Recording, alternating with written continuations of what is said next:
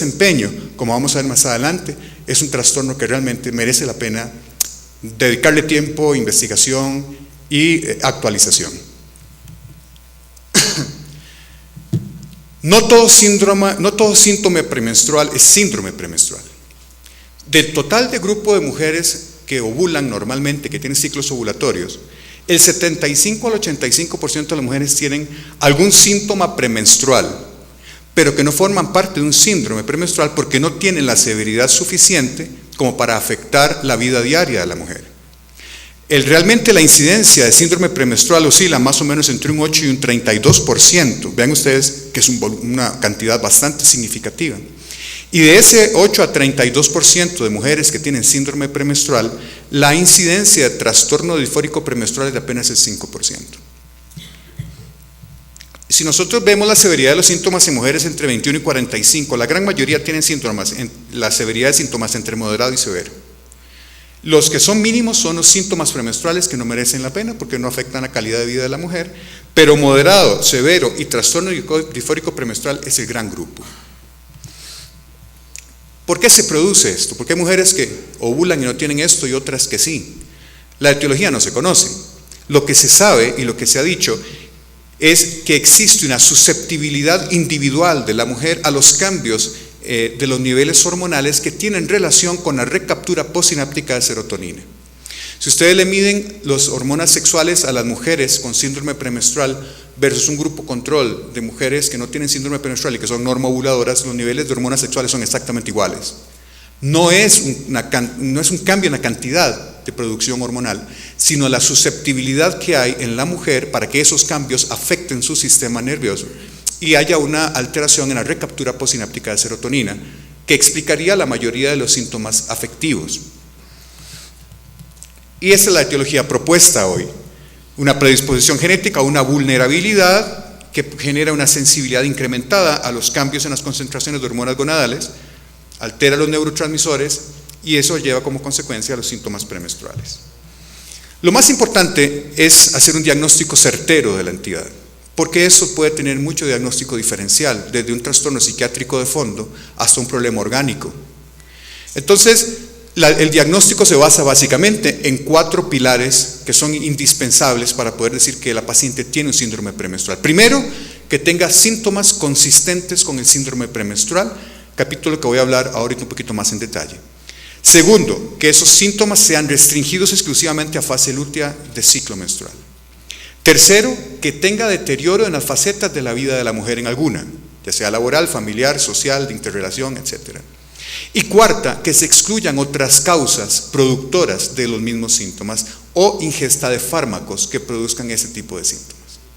Hablemos un poquito primero de los síntomas consistentes con síndrome premenstrual. ¿Cuáles son?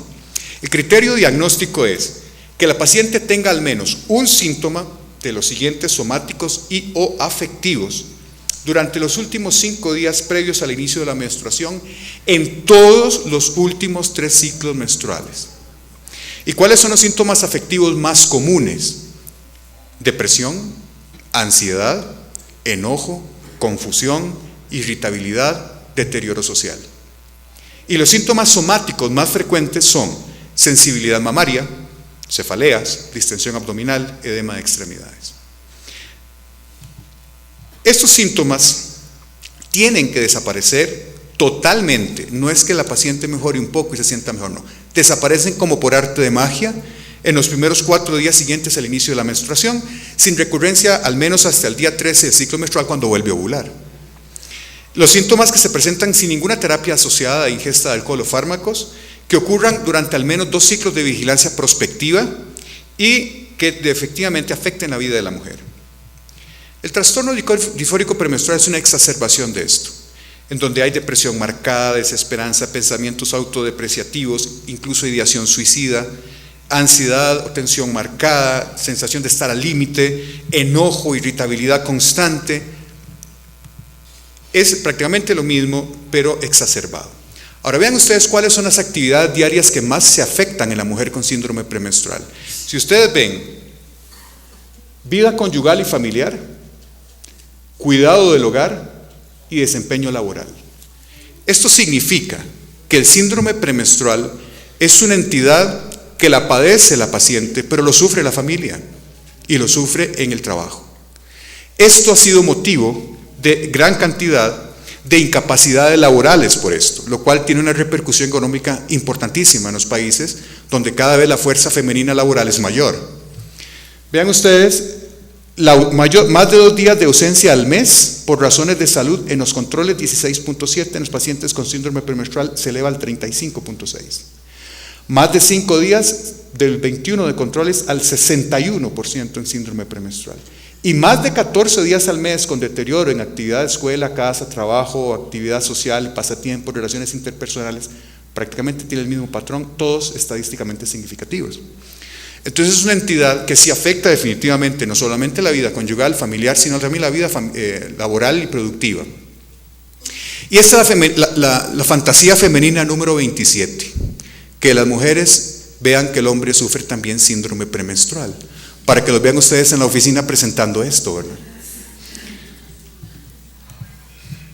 El síndrome premenstrual es un síndrome que no ha sido muy bien entendido. Las mujeres la mayor parte de las veces consideran que esos síntomas son normales por ser mujer. Y vean ustedes que ese concepto está tan arraigado que esto formó parte de una titular de una revista en Inglaterra, en Options, en donde se cuestionan, ¿realmente existe el síndrome premenstrual o realmente soy una vaca gruñona? Y bueno, a ese nivel de conocimiento se está en la población, de que realmente será que es normal por ser mujer. Vean ustedes el conocimiento del término de síndrome premenstrual. Hay países en donde el conocimiento del término, de lo que significa, es realmente muy bajo. Inglaterra es la excepción, igual que Brasil. Tasa de prevalencias por país, ya habíamos hablado que era un 8 a un 32%, y vean ustedes que en todos los países más o menos viene siendo igual, con un promedio de 37% de prevalencia. Tasa de prevalencia del trastorno disfórico premenstrual, 3%, habíamos dicho que es una exacerbación patológica que no llega más allá del 5%, y más o menos se mantiene estable. Porcentaje de mujeres que afectan en sus actividades diarias, vean ustedes, es altísimo. 77% de las mujeres alteran su funcionamiento diario por este problema. Pero vean ustedes, es muy baja la incidencia de las mujeres que consultan a un médico por esto. Apenas el 40% del 77% que lo sufrían, casi que la mitad nada más. ¿Y por qué no consultan? Porque creen que los síntomas son normales o naturales por ser mujer en un promedio del 36%. Eso hay que cambiarlo. Porque normalmente la mujer se afecta tanto que se automedica. Y vean ustedes el porcentaje de mujeres que toman medicación regular para controlar los síntomas, 38%. ¿Qué es lo que se debe hacer cuando una paciente le llega a usted a la oficina y le dice, doctor, mire, yo no sé qué es lo que me pasa a mí, pero hay momentos en el mes en que yo quiero matar a mi marido, no puedo ver a mis hijos, no puedo sentarme a hacer tareas con ellos, en el trabajo no aguanto a mi jefe, lo quiero matar. Me da lloradera, me tengo que meter al baño a llorar cada rato por causas que no son lo suficientemente grandes como para que me produzcan esta cosa. Entonces lo primero que hay que hacer es, primero conversar con la paciente, una muy buena historia clínica, y valorar si efectivamente se requiere una consulta psiquiátrica, porque perfectamente puede ser un cuadro depresivo crónico.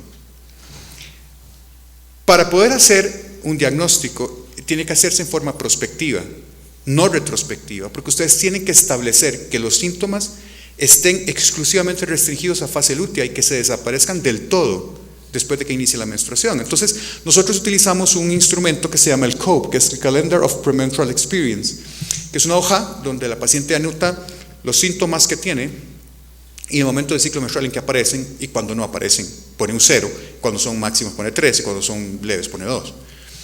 Tan sencillo como eso.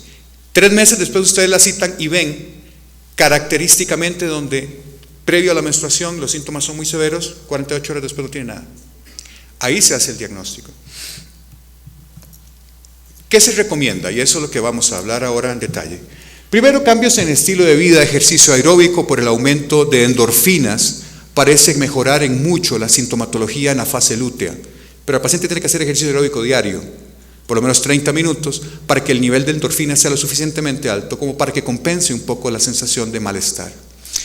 Algunas modificaciones dietéticas, sobre todo el uso de vitaminas, en especial que tenga magnesio y calcio, se ha visto que también mejoran un poco la sintomatología. Psicoterapia y los agentes farmacológicos que hasta hoy en día se han utilizado son estos 5. Inhibidores de la recaptura selectiva de serotonina posináptica, espironolactona, que es el diurético que todos conocemos, que se utilizó muchísimo tiempo para el manejo del síndrome premenstrual, con muy buen suceso. Ansiolíticos, agonistas de GnRH para inducir anovulación, imagínense ustedes, esos son casos de trastornos disfóricos premenstruales serios, y anticonceptivos orales combinados. De los antidepresivos, fluoxetina, sertralina y paroxetina tienen aprobación de la FDA para el manejo del síndrome premenstrual, pero no todos funcionan igual. ¿Cuál es el esquema terapéutico que seguiríamos? Pues evaluamos la severidad. Si la paciente no tiene deseo de embarazarse, evaluamos la severidad. Si es leve o moderado, básicamente le recomendamos cambios en el estilo de vida, modificaciones dietéticas y se acabó. Si ya el cuadro es severo, podemos utilizar antidepresivos, de los cuales vamos a hablar en detalle ahora cuál es el esquema más adecuado para estos casos. Si la paciente no tiene deseo de embarazo, pero tiene contraindicación para el uso de anticonceptivos orales, pues entonces utilizamos anticoncepción no hormonal y volvemos a esto mismo. Si la paciente no tiene contraindicación para el uso de anticonceptivos orales, se evalúa la severidad del caso. En estadios leves o moderados podemos utilizar gestágenos orales que contengan drospirenona, y ahorita vamos a ver como progestina, y ahorita vamos a ver por qué. Y si el cuadro ya es muy severo, podemos incluso asociarle, además de la drospirenona, antidepresivos e incluso hasta agonistas de GnRH para bloquear la ovulación, en casos realmente muy severos. Ahora, ¿son todos los antidepresivos que existen en el mercado eficaces para este síndrome? Se hizo un estudio comparativo, metaanálisis de los 3 que tiene la FDA aprobados para el síndrome premenstrual a diferentes regímenes terapéuticos. Entre más se acerca de ser, más se aleje de cero, más efectivo es. Y vean ustedes que el esquema de antidepresivos que inhiben la recaptura posináptica de serotonina, que mejor maneja el síndrome premenstrual, es la fluoxetina a 20 miligramos diarios. Entonces uno se pregunta, ¿hay que darle fluoxetina todo el mes para controlar 5 o 6 días de síntomas? Uno normalmente tiene el concepto de que los inhibidores de recaptura posináptica requieren de por lo menos unos 15 días de estarse tomando para que haya una mejoría clínica, en casos de depresión crónica. En casos de síndrome premenstrual se ha demostrado que no es necesario dar antidepresivos todo el mes. Con solo que ustedes utilicen antidepresivos, inhibidores de recaptura posináptica en la fase lútea de los ciclos menstruales, es suficiente para el control de los síntomas. No se requiere dar tratamiento todo el mes, se puede dar en forma cíclica. Vean ustedes la administración intermitente de fluoxetina a 20 miligramos diarios en trastorno disfórico premenstrual, los cambios que ocurren desde la basal en el grupo de humor, la mejoría que hay en los síntomas físicos y en el grupo de trastorno social y funcional, a dosis de fluoxetina de 20 miligramos diarios administrados única y exclusivamente durante fase lútea del ciclo menstrual. Sí es efectivo. Ahora, con respecto a anticonceptivos orales, la pregunta que salta aquí es, ¿son todos los anticonceptivos orales eficaces para el manejo del trastorno disfórico premenstrual? ¿Y cuál es la ventaja de usar anticonceptivos orales en estas pacientes? Acuérdense ustedes que dijimos que uno de los requisitos indispensables para que haya síndrome premenstrual es que haya ovulación. Entonces uno diría, bueno, cualquier anticonceptivo oral que produzca una ovulación mejora el síndrome premenstrual. Falso. ¿Cuál es la ventaja potencial del uso de anticonceptivos orales? Son eficaces para disminuir los síntomas físicos. Solo una pastilla necesita la paciente que requiera tanto anticoncepción como control de su trastorno. Y tiene efectos beneficiosos en los síntomas menstruales tales como control del ciclo, como mejoría en la dismenorrea y menorragias. No son estigmatizados como medicamentos psiquiátricos como lo son los antidepresivos, entonces la paciente no siente que esté tomando un tratamiento psiquiátrico. No hay temor en la paciente de crear farmacodependencia y tolerancia con esos medicamentos, como sí podría haber temor infundado si tomara antidepresivos. Y tiene menos impacto en la pérdida de líbido que lo tienen los antidepresivos. La paciente que toma antidepresivos generalmente pierde líbido en forma muy importante. Ahora, la pregunta, ¿todos son eficaces? Pues no. Vean ustedes, anticonceptivos orales trifásicos no son mejores que el placebo en el tratamiento del síndrome premenstrual. Vean ustedes, las rayitas en color verde son las que toman los anticonceptivos trifásicos y los amarillos son los placebos, prácticamente igual. Es más, hay una disminución o un aumento en el cambio negativo en la fase postmenstrual en las pacientes que están tomando antidepresivos tricíclicos. Esos son metaanálisis de monofásicos y trifásicos, estudios controlados, en donde se vio que los puntajes de humor no eran modificados con relación al placebo, utilizando noretisterona y etinilestradiol, estudios clínicos randomizados, disminuyen un poco mastodinia premenstrual, pero no hay ningún efecto beneficioso en humor ni en otras alteraciones físicas. Entonces, volvemos a la ya conocida espironolactona. La espironolactona es un diurético derivado de la espirolactona, que se vio que durante mucho tiempo, y esto fue publicado en 1979, eso es viejísimo, se vio que hay una mejoría notable de los síntomas del síndrome premenstrual en las pacientes que tomaban espironolactona. Esto fue hecho, como les digo, en 1979, y yo no sé aquí en Perú, pero por lo menos en Costa Rica la espironolactona se utilizaba con mucha frecuencia para el manejo del edema, de la sensación de abotagamiento y de reducción de síntomas emocionales en las pacientes con síndrome premenstrual.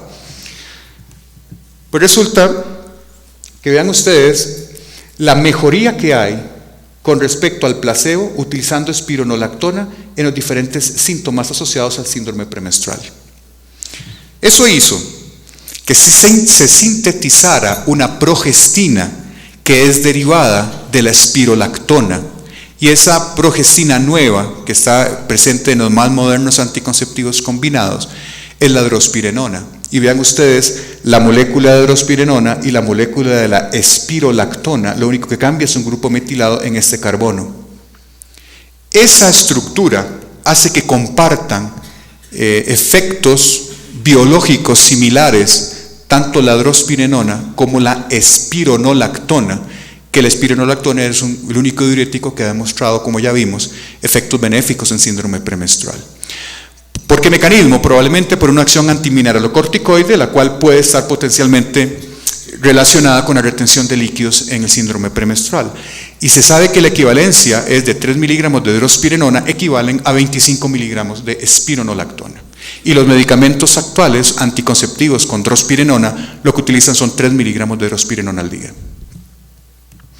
Entonces, ¿por qué mecanismos podría la drospirenona mejorar el síndrome premenstrual? Pues obviamente inhibe la ovulación, es un anticonceptivo, pero también efecto antimineralocorticoide porque ocupa los receptores de aldosterona a nivel de los receptores renales, lo cual incrementa la excreción de sodio y agua y aumenta la retención de potasio. Esto en forma muy importante lo que hace que reduzca los síntomas de edemas, de hinchazón, de mastodinia, de edema de piernas, de abotagamiento que la paciente con síndrome premenstrual presenta.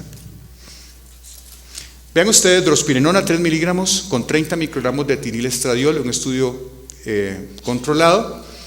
Hay mejoría tanto de los síntomas de síndrome premenstrual como de trastorno disfórico premenstrual, en excesivo apetito y antojos comparado con placebo. El otro estudio, también con drospirenona y etinilestradiol, la misma dosis, muestra disminución en los trastornos afectivos, disminución en la retención de líquidos. Eso fue publicado en el 2002 en el Journal of Reproduction Medicine.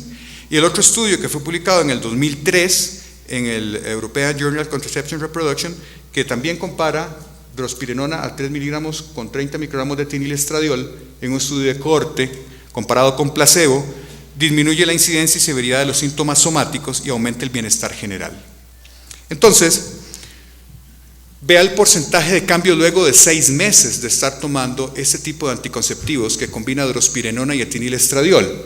Hinchazón abdominal versus placebo, o versus línea basal, después de 6 meses, tensión de mamas, edema de piernas, y cuando las cosas eran severas, todavía el cambio es mucho mayor. Entonces, no todos los anticonceptivos son útiles. Los anticonceptivos que son útiles son los que tienen la progestina de drospirenona. Vean ustedes utilizando 30 microgramos de etinilestradiol y 3 miligramos de drospirenona en ciclos 21-7, en esquemas de pacientes que toman 21 días de pastillas, 7 días de descanso. Vean la mejoría antes de tomar y después de tomar el medicamento, tanto en depresión, como en irritabilidad, como en tensión mamaria, como en dolor abdominal. Son cambios estadísticamente significativos. Vean aquí cambios en la incidencia de síntomas somáticos durante fase lútea antes de tomar y después de tomar 6 meses de este tipo de combinado: distensión abdominal, tensión mamaria y edema de extremidades. Estos son ciclos de 21-7, viene representando prácticamente lo mismo. Pero entonces viene un nuevo avance, y no es cambiar la progestina, es cambiar el número de días de toma de pastilla activa y reducir el número de días de pastilla libre. Es decir, cambiar un esquema de 21-7 a 24-4. ¿Qué ventajas tiene esto? ¿Realmente mejora en algo o no? La hipótesis es que menores dosis de estrógeno y progestinas en los anticonceptivos orales actuales proveen una menor supresión ovárica durante los 7 días libres de hormonas. O sea, en los esquemas 21-7, en esos 7 días de descanso, hay una menor supresión de la actividad ovárica en la fase temprana, en esos 7 días, porque las dosis de estrógeno y progestina que se utilizan actualmente son muy bajas. Esa actividad basal ovárica puede incrementar los síntomas indeseables durante esos días de libres de intervalo de pastillas. Entonces, ¿la solución cuál era? Pues acortar los días libres de hormonas a 3 o 4. Eso puede mantener suficientemente bien los niveles circulantes de estrógeno y progesterona e inhibir el desarrollo folicular basal y suprimir la síntesis de esteroides ováricos en esos 7 días de descanso, porque eso realmente ocurre. Doctor Villalobos, 3 minutos. Bien, me brinco esto y me brinco esto. Estos son los días de descanso, son 3 semanas de tratamiento, 7 días de descanso. Vean ustedes la actividad de los niveles estrogénicos que se producen, ese incremento en esos 7 días de descanso, y vean los tamaños de los folículos medidos por ultrasonido en esos 7 días de descanso. Hay actividad ovárica en esos 7 días de descanso. Si nosotros cambiamos ese esquema y hacemos un esquema 24-4, vean ustedes las concentraciones de estradiol basal se mantienen prácticamente inalterables a lo largo de las 4 semanas, comparado con los ciclos 21-7. Y eso puede potenciar que los síntomas reaparezcan en esos días. El índice de efectividad de esta medicación 24-4 es muy alta, 0.49, 1.29 en uso típico y uso perfecto 0.22, tiene un índice de Pearl muy bajo, a pesar de que son dosis muy bajas de hormonas con esquemas 24-4. Más o menos comparando drospirenona con desogestrel, lo que son spottings, viene siendo prácticamente lo mismo. Y en resumen, ya aquí termino. Síndrome premenstrual y trastorno disfórico premenstrual no son parte de la vida normal de la mujer. Segundo, la mayoría de las mujeres en edad reproductiva experimentan síntomas de diferente intensidad relacionados con su ciclo menstrual. El síndrome premenstrual tiene un impacto negativo en la calidad de vida de la mujer y en la productividad laboral. Múltiples esquemas farmacológicos han sido utilizados en el tratamiento del síndrome premenstrual. Actualmente lo que se recomienda es anticonceptivos orales con regímenes 24-4 que contengan progestina, como progestina la drospirenona, y si se requiere utilizar antidepresivos, utilizar 20 miligramos de fluoxetina en forma intermitente durante la fase lútea exclusivamente. Y la idea de todo esto es que dejemos de ver mujeres así durante la mitad del mes y que tengamos mujeres así durante todo el mes. Si logramos eso, muchas pacientes van a estar muy agradecidas con nuestra actividad médica. Muchísimas gracias por su atención. Agradecemos al doctor Villalobos por la excelente presentación y puesta al día en síndrome disfórico premenstrual. Tenemos tiempo para 2 preguntas.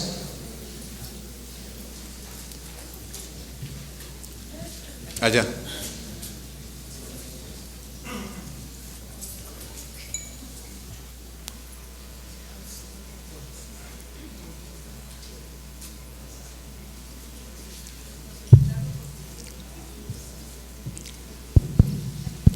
Felicitarlo por su exposición y quería preguntarle nada más qué opinión le merece el uso de la otra opción que tenemos nosotros, 24x4, pero con el progestágeno clormadinona. Gracias. Sí, los estudios que tengo yo y lo que está aprobado por FDA para manejo del trastorno disfórico premenstrual y síndrome premenstrual es con drospirenona. Con clormadinona no tengo estudios, y no tengo aprobación de FDA tampoco. Entonces, básicamente lo que está aprobado por FDA ahora, en este momento, es drospirenona en esquemas 24/4, con los resultados que ustedes ya vieron. Acetato de clormadinona no tiene en este momento, según tengo entendido, aprobación por FDA para específicamente síndrome premenstrual.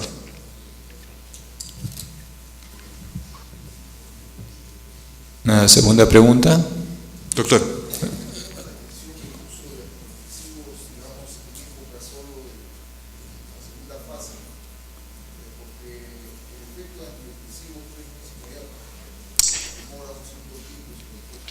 Sí, señor. Tradicionalmente eso es lo que se maneja en depresión crónica.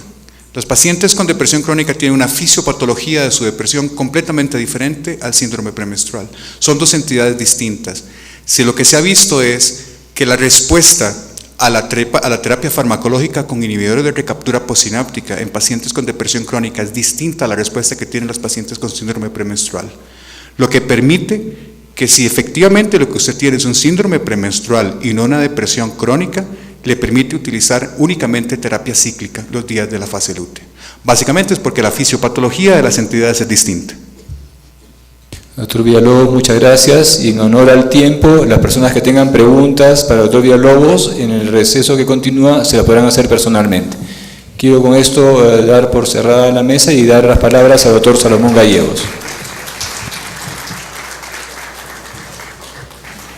Bueno, concluimos este primer simposio y vamos a ir a un receso de 20 minutos. En el siguiente simposio, el doctor Harald Krenter de Albania no ha podido arribar a esta ciudad por motivos de salud. En su lugar, el doctor Nucelio Lemos dictará el tema de actualización en el manejo de los prolapsos genitales. Gracias.